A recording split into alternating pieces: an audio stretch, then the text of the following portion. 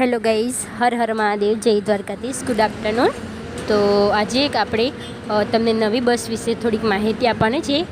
જો કે અમારા માટે તો નવી નથી, પણ તમારા બધા માટે આ બસ નવી કહેવાય, કેમ કે આ બસમાં 42 સીટો હોય છે અને એને એક જાતની લક્ઝરી બસ કહેવાય છે, જે આવી રીતે 2x2ની લક્ઝરી હોય છે અને સીટ પણ સારી એવી લક્ઝરી જેવી જ હોય છે અને તમે જેવી રીતે ચાહો એવી રીતે સીટને આરામદાયક બનાવી શકો છો. જેવી રીતે લક્ઝરીમાં હોય એવી રીતે આવી લક્ઝરીમાં લક્ઝરી સીટો હોય છે અને 2x2 હોય છે. વચ્ચે પણ સારી એવી જગ્યા હોય છે અને આમાં પાસ પણ નથી ચાલતા.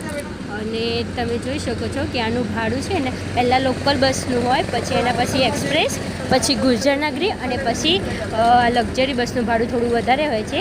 અને અમુક વાર તમારે એમ થાય કે બસમાં ભાડું આગું પાછું કેમ હોય છે, તો આવી અલગ પ્રકારની બસો આવી જાય તો એમાં ભાડાની થોડી વધઘટ રહે છે. તો આજે આપણી નોકરી છે સુરત વાપી. એવી રીતે દરવાજો